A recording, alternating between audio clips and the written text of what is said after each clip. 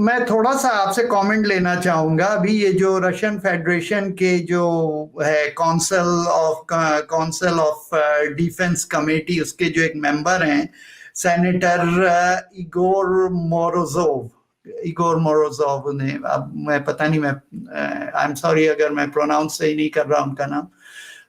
उन्होंने ये इल्जाम लगाया है कि जो यूक्रेनियंस हैं वो पाकिस्तान में एक डेलीगेशन लेके गए थे वहां पे सीखने के लिए कि डर्टी बॉम्ब को किस तरह से क्रिएट किया जाए, और उनके एलिजिडली वो लोग जो थे, जो साइंटिस्ट थे पाकिस्तानी, वो उन्होंने यूक्रेन का भी दौरा किया है।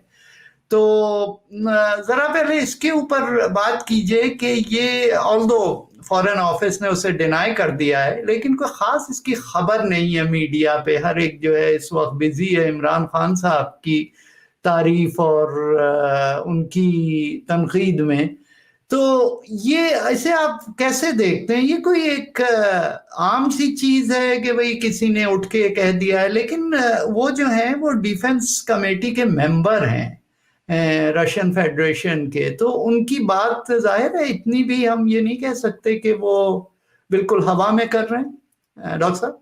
जी शुक्रिया डॉक्टर साहब। देखिए, इसको हम दो पर्सपेक्टिव से देख सकते हैं। एक तो रशियन पर्सपेक्टिव जिसका आप तज़किरा कर रहे हैं, दूसरा यूक्रेनियन पर्सपेक्टिव। अगर आप पाकिस्तान के इन दोनों मुल्कों से ताल्लुकात को देखें तो यूक्रेन के साथ पाकिस्तान के दफाई ताल्लुकात तारीखी तौर पर बड़े मुस्तहकम रहे हैं, और उसकी एक मैनिफेस्टेशन आपको ये नजर आती है कि हमारे हमारे जो सफीर यूक्रेन में होते हैं वो भी अमूमी तौर पर कोई रिटायर्ड जनरल होते हैं, क्योंकि वो डिफेंस कोऑपरेशन को ज्यादा बेहतर तौर पर समझ सकते हैं, ओवरसी कर सकते हैं। आपको याद होगा कि ये जनरल अतर अब्बास जब DGISPR के ओहदे से रिटायर हुए थे तो वो भी यूक्रेन में सफीर बन के गए थे। हम उनसे असलाह खरीदते हैं, वो हमसे असलाह खरीदते हैं। ये जो हमारी वॉर ऑर्डिनेंस फैक्ट्रीज हैं, फिर उसके बाद जो दूसरा हमारी मुश्तरका मशकें भी चलती रहती हैं, और ये सिलसिला आज का नहीं है, ये कई दहाइयों पर फैला हुआ है। इसी वजह से जो हमारा ये जो पूरा सिलसिला चला रूस और यूक्रेन की वॉर का, जिसको इमरान खान साहब ने ज़ाहिर है एक सियासी स्पिन देने की कोशिश की, उसमें जो हमारी अफवाज हैं, वो जो क़यादत है अफवाज की, उनका मौक़िफ़ ये था कि हमें अपने इन मफादात को मद्देनजर रखते हुए थोड़ा बैलेंस करके चलना चाहिए, और बिल्कुल किसी एक साइड पे लीन नहीं कर जाना चाहिए जिस तरह से इमरान खान साहब कर रहे थे। लेकिन फिर हमने देखा कि उसका जो है वो पाकिस्तान के मखसूस हालात में उसको क्या शक्ल दी गई, और फिर उसके बाद जो कुछ हुआ वो जो अंग्रेजी में कहते हैं द रेस्ट इज हिस्ट्री। अब आप आ जाइए जो उसकी रशियन साइड है उसकी तरफ। ये हमारे और रूस के कोई उस तरह के दफाई ताल्लुकात नहीं है। रूस के साथ हमारे तिजारती ताल्लुकात जो है वो बड़े मिनिस्क्यूल हैं, चंद $100 मिलियन के हैं। कोई वो उसकी नंबर जो है वो सिग्निफिकेंट नहीं है। अगरचे इमरान खान साहब के दौर में हमें बार बार ये बताने की कोशिश की जा रही थी कि अमेरिका जो है वो हम उसके साथ ताल्लुकात पर नजरसानी कर रहे हैं, और अब हमें अमेरिका की उस तरह से ज़रूरत नहीं है, और शायद हमारी वो तमाम ज़रूरियात जो अमेरिका के साथ पूरी होती हैं, भले वो दिफाई हों, तिजारती हों, रेमिटेंस की हों या कुछ और हों, उन सब को रूस पूरा कर देगा या किसी हद तक चीन पूरा कर देगा। लेकिन उसकी टेंजिबल शक्ल जो है वो किसी को नहीं दिखाई गई। बस एक ख्वाब थे जो कौम को उस वक्त दिखाए जा रहे थे। इमरान खान साहब आपने देखा जब यूक्रेन की पर हमला किया रूस ने, तो वहां उस दिन वहां मौजूद भी थे प्रेसिडेंट पुतिन के साथ। लेकिन मैं ये बैकग्राउंड आपको इसलिए दे रहा हूं कि वो सब कुछ जो आपको पर्दे के सामने नजर आ रहा होता है या दिखाया जा रहा होता है, हकीकत उससे बड़ी मुख्तलिफ होती है। अब अगर वाकई हम इस चीज को तस्लीम कर लें कि रूस हमारी तरफ लीन कर रहा था, रूस हमारे साथ मिलना चाहता था, रूस के दिल में बड़ी मोहब्बत जाग रही है पाकिस्तान, रूस जो है वो पाकिस्तान को स्ट्रेटेजिक डेप्थ के तौर पर देखता है, दोस्त के तौर पर देखता है, तो फिर तो उन्हें ये काम नहीं करने चाहिए थे। इस तरह का बयान उनकी तरफ से नहीं आना चाहिए था, क्योंकि हम और आप जानते हैं कि रूस के अंदर भी जो सेंसरशिप है, जो कंट्रोल है पुतिन का, वो कोई चाइना से या सऊदी अरब से बहुत ज्यादा मुख्तलिफ नहीं है। तो मैं नहीं समझता कि इस किस्म का कोई भी बयान जो है वो मंजूरी के बगैर या कम से कम रजामंदी के बगैर आ गया होगा। और उसकी वजह ये है कि ये जो सारा मैंने आपको बैकग्राउंड दिया, इसका हकीकत से कोई ताल्लुक नहीं है। मुल्क अपने मफादात के तहत एक्ट करते हैं। इस वक्त रूस जो है वो हर हद तक जाने को तैयार है अमेरिका और यूरोपियन यूनियन को आंखें दिखाने के लिए, और ये बताने के लिए कि मेरा केस जो है वो स्ट्रांग है और मैं जो बात कर रहा हूं वो दुरुस्त है।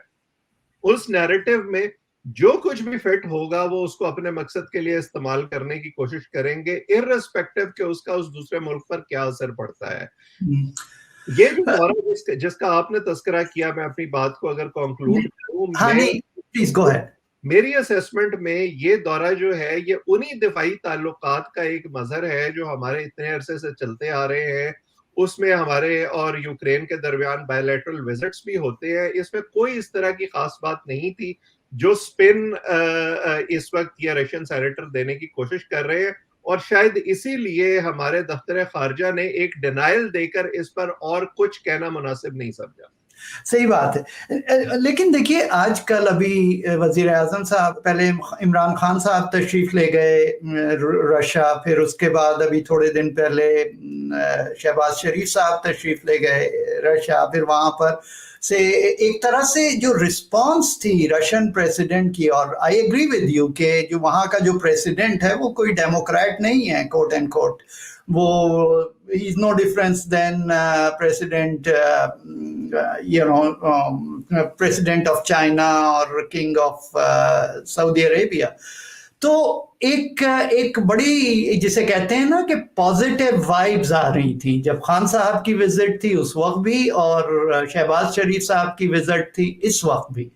तो इस सिनेरियो में उन्हें ये क्या जरूरत है कि वो अपने सेनेटर को अप्रूव करें ऐसा बयान जो कि पाकिस्तान के खिलाफ है? क्योंकि देखिए वॉर में उन्हें अपनी जो पोजीशन है वो तो बनानी है, ये बताने के लिए कि यूरोप, यूएस ये सब हमारे खिलाफ हो रहे हैं और ये सब जो है उन्हें सपोर्ट कर रहे हैं।